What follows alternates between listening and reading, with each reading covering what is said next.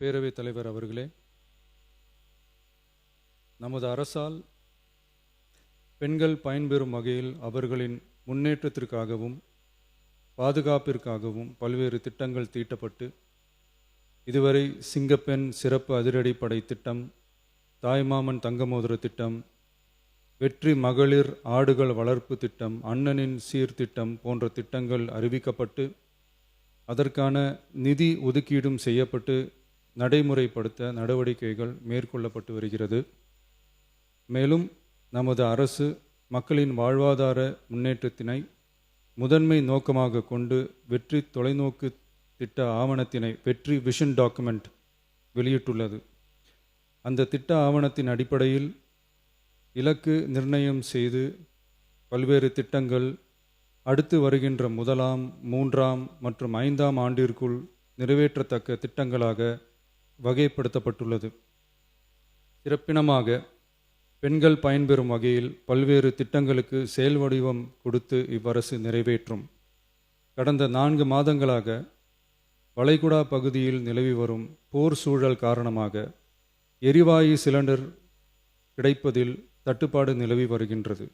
இதனால் மாற்று எரிபொருளை பயன்படுத்தி வருவதாலும் எரிவாயு சிலிண்டர் விலை உயர்வினாலும் பொதுமக்கள் தங்களது வருவாயிலிருந்து கூடுதலான தொகையினை செலவிட்டு இன்னலுக்கு ஆளாகி வருகின்றனர்.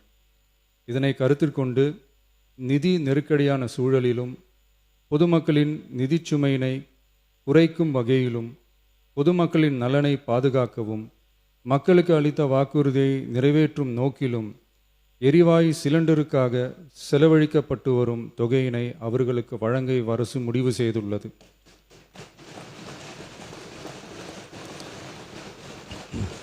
எனவே குடும்பத் தலைவிகள் பயன்பெறும் வகையில் முதல் கட்டமாக அன்னபூர்ணி சூப்பர் 6 திட்டத்தில் ஆண்டிற்கு 3 விலையில்லா எரிவாயு சிலிண்டர்கள் வழங்கப்படும்.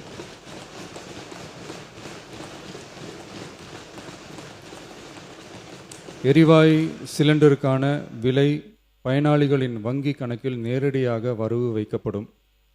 இத்திட்ட பயனாளிகள் எரிவாயு சிலிண்டர் பதிவு செய்து சிலிண்டர் பெற்றவுடன் எண்ணெய் நிறுவனங்களிடமிருந்து பட்டியல் பெற்று சிலிண்டருக்கான விலை பயனாளிகளின் வங்கி கணக்கில் வரவு வைக்கப்படும். இத்திட்டத்தினால் சுமார் 1,30,16,104 குடும்பங்கள் பயனடைவார்கள். இத்திட்டம் வரும் பொங்கல் பண்டிகை ஜனவரி மாதம் முதல் செயலாக்கத்திற்கு கொண்டு வரப்படும்.